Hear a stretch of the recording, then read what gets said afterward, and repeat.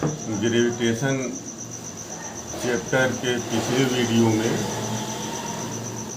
हमने ये बताया कि यूनिवर्सल ग्रेविटेशनल कांस्टेंट जी क्या होता है, इसकी वैल्यू कैसे निकलती है। इसकी value 6.67 into 10⁻⁻11 newton metre square पर केजी स्क्वायर की वैल्यू होती है। और ग्रेविटी किसे कहते हैं? अगर दो ऑब्जेक्ट में से एक ऑब्जेक्ट अगर अर्थ हो तो अर्थ और उस ऑब्जेक्ट के बीच लगने वाले फोर्स को हम ग्रेविटी कहते हैं। और एक्सेलरेशन ड्यू टू ग्रेविटी क्या होता है, ये इसके बारे में भी बताया कि ऊपर से कोई ऑब्जेक्ट अगर नीचे ड्रॉप किया जाए तो पर सेकंड उसकी स्पीड जितनी बढ़ेगी उसे हम एक्सेलरेशन ड्यू टू ग्रेविटी कहते हैं। तो पर सेकंड जो स्पीड इंक्रीज होती है उसको हम एक्सेलरेशन कहते हैं। और ये एक्सेलरेशन क्योंकि ग्रेविटी के कारण है इसलिए हम इसे एक्सेलरेशन ड्यू टू ग्रेविटी कहते हैं। आइए अब हम एक क्वेश्चन सॉल्व करते हैं। Calculate the force of gravitation due to earth on a ball of 1 kg mass lying on the ground. देखिए ये ग्राउंड है, इस ग्राउंड पर एक मास 1 kg का कोई भी एक ऑब्जेक्ट 1 kg का इस ग्राउंड पर है और इसका यहाँ से डिस्टेंस, ये इसका सेंटर है और ये इसका डिस्टेंस, इसका रेडियस हो जाएगा और ये 1 kg है। और ये ज़मीन का ये मास है, अर्थ का मास।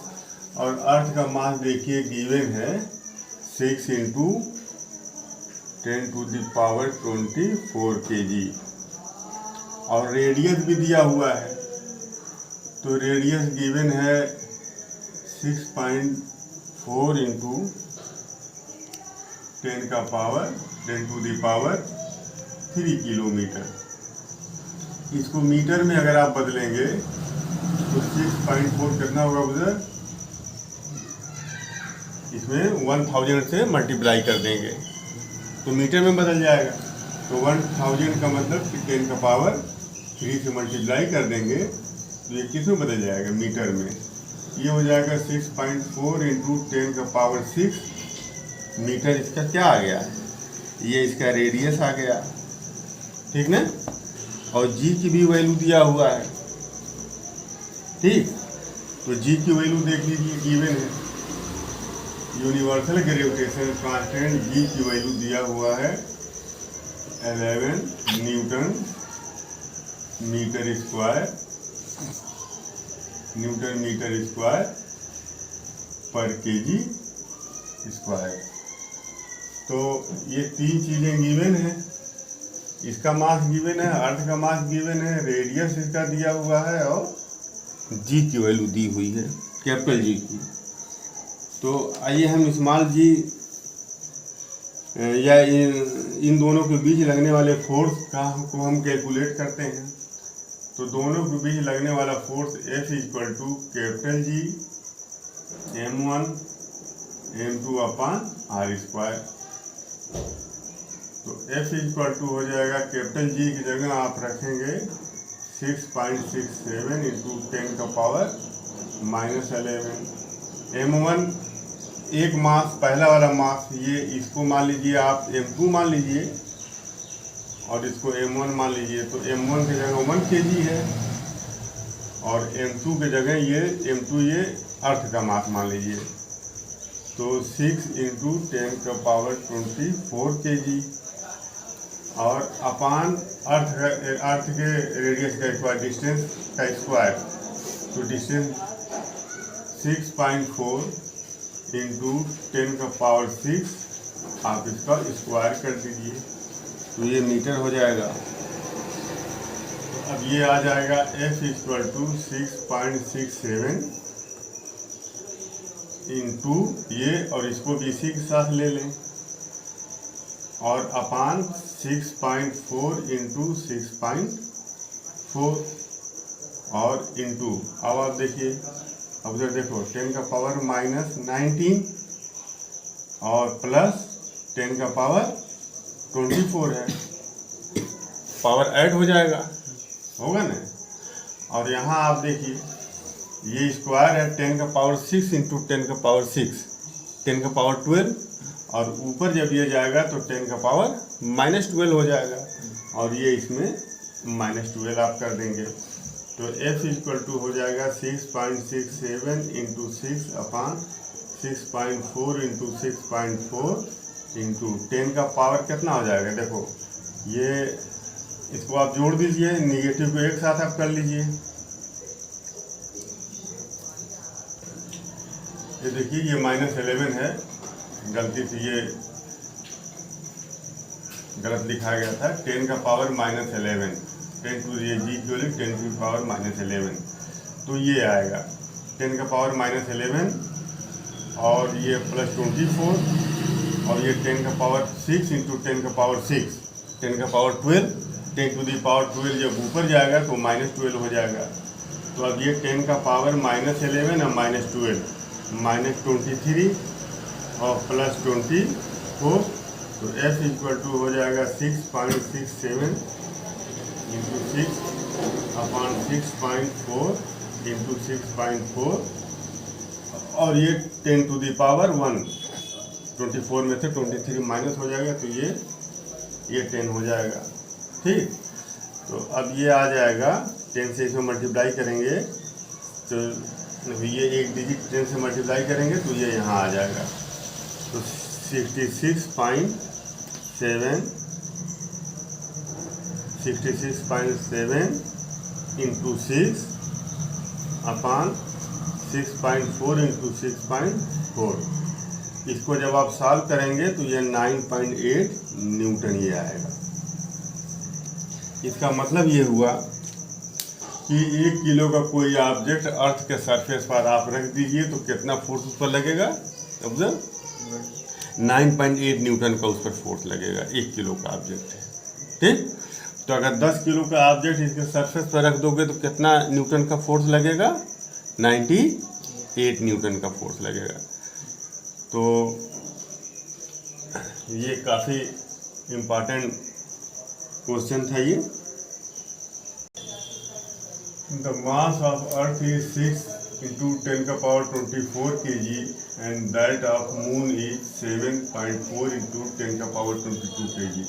If the distance between them is 3.84 into 10 का power 5 kilometre, calculate the force exerted by the Earth on the Moon.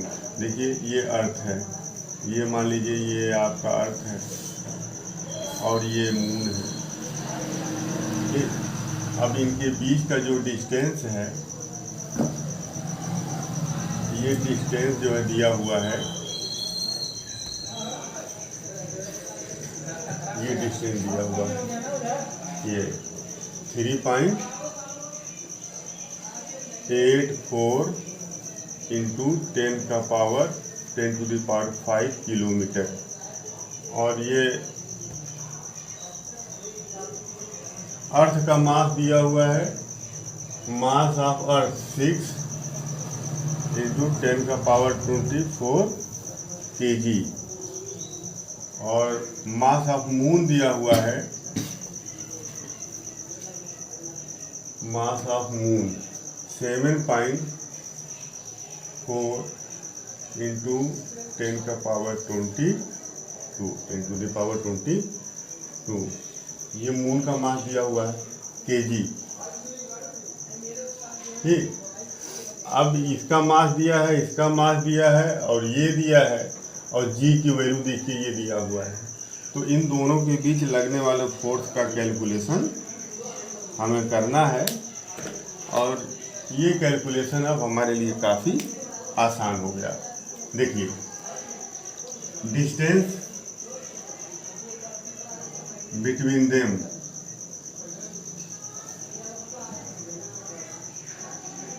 उनके बीच का डिस्टेंस दिया हुआ है, कितना दिया उधर बोलो, 3.84 इंटू 10 का पावर 5, ये किलोमीटर दिया है। ठीक, तो तो 3.84 इंटू 10⁵ इंटू 1000 से मल्टीप्लाई कर देंगे तो किस में चेंज हो जाएगा, ये मीटर में। तो 1000 का मतलब 10⁻3। तो अब ये हो जाएगा 3.84 इंटू 10⁸। अब ये मीटर में बदल गया। तो ये डिस्टेंस देखिए, ये r है ना, डिस्टेंस r ये है। अब मास देखिए इसका, मून का मास, इसको m1 मान लें, इसको m2 मान लें, ठीक। तो इनके बीच लगने वाला फोर्स ऑफ अट्रैक्शन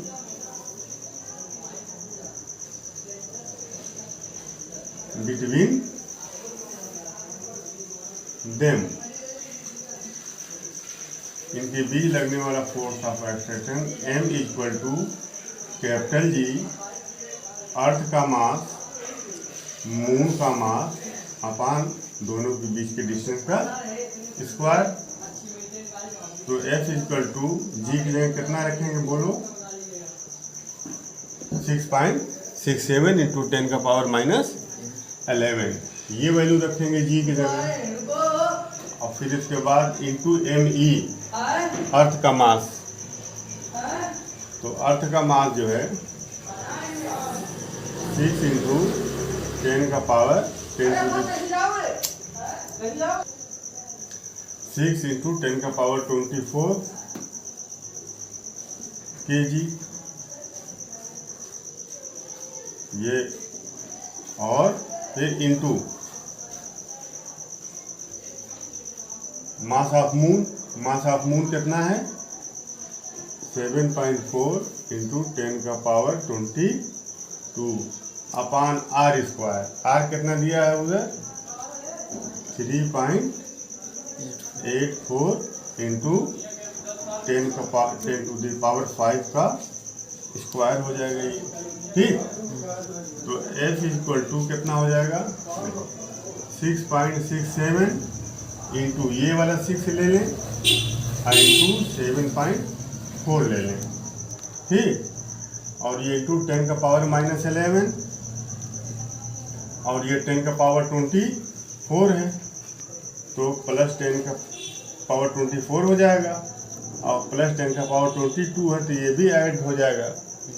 ये मालूम है ना कि अगर बेस सेम रहता है तो पावर क्या होता है, ऐड हो जाता है।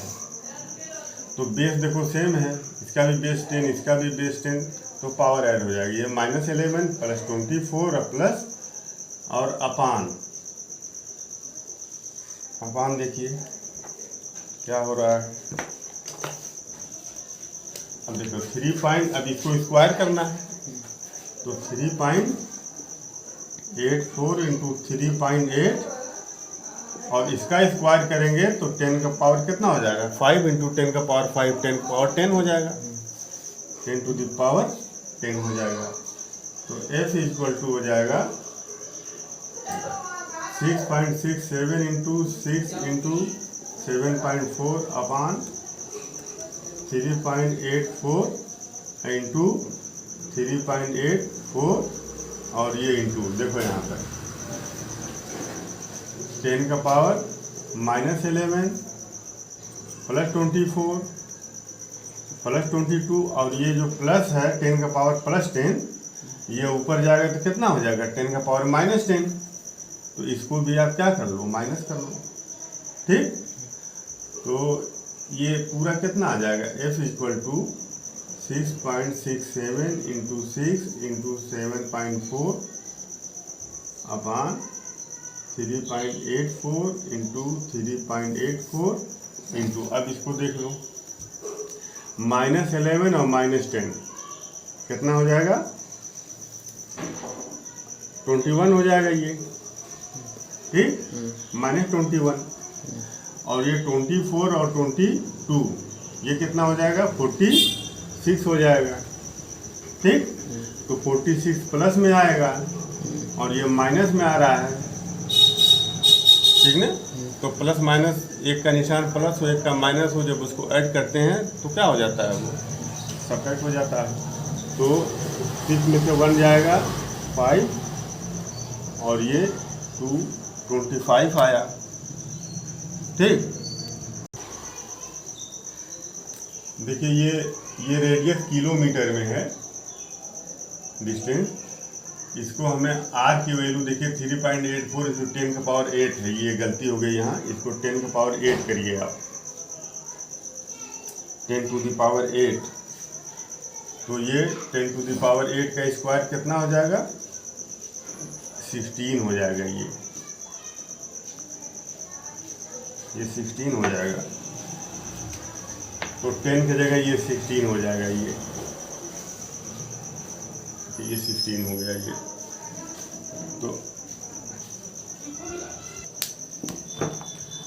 तो ये 10 का पावर -11 और -16 -27 हो जाएगा, और 24 + 22 ये +46 हो जाएगा। तो प्लस माइनस ये सेपरेट कर देंगे तो ये 10 का पावर 19 आएगा। ये अब यहाँ आप देखिए ये न्यूटन में आ रहा है। अब यहाँ ये 29 है। अब 29 में आप इसको एक काम करिए कि यहाँ एक पॉइंट लगा दीजिए और इसका एक 10 बाहर निकाल लीजिए। तो इसको आप लिख सकते हो,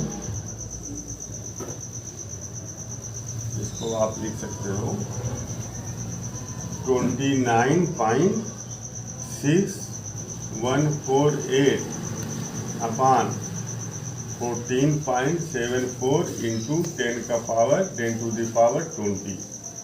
इसको एक डिजिट, इसका डेसिमल एक डिजिट आप इधर कर दीजिए तो इसमें एक ऐड हो जाएगा, 10 का पावर 20 हो जाएगा इसमें। ठीक, उधर ठीक ना।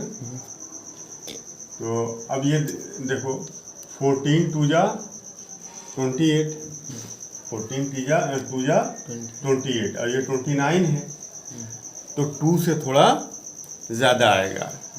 ठीक ना। तो ये वैल्यू हो जाएगी 2 पॉइंट, इसको जब आप कैलकुलेट करेंगे तो 2.01 आएगा इंटू 10 का पावर 20 न्यूटन। ये वैल्यू आएगी। ठीक, तो इस कैलकुलेशन पर आप ध्यान दीजिएगा। जब हम डेसिमल को लेफ्ट में जब हम लाते हैं, एक डिजिट लेफ्ट में लाएंगे तो यहाँ एक पावर ऐड हो जाएगा, और डेसिमल को जब राइट में लाते हैं तो पावर यहाँ क्या होता है, कम होता है। तो यहाँ हमने इस डेसिमल को यहाँ लाया है, यहाँ पर, तो यहाँ एक पावर ऐड हो जाएगा, 20 हो जाएगा। इसको हम इसलिए इस तरह से किए हैं कि 29 में इसको अगर आप ये 74 और ये 61 ये नियर अबाउट सेम है, तो आप 29 में 14 से डिवाइड करना आसान है। आप इसको डिवाइड करेंगे तो ये आएगा 10 टू द पावर 20 न्यूटन। तो ये अर्थ और मून के बीच ये लगने वाला फोर्स है। The gravitational force exerted by earth on the moon is 2.01 into 10 का power 20 Newton. This force is extremely large force, बहुत बड़ा फोर्स है ये, बहुत अधिक फोर्स है ये। ठीक, ज़मीन जो मून के ऊपर लगा रहा है, तो मून जो है ज़मीन को अपने अट्रैक्शन फोर्स में क्या किए है, बाइंड किए हुए है। और मून ज़मीन के चारों तरफ उस अट्रैक्शन फोर्स के इफेक्ट में क्या करता है, रिवॉल्व करता है।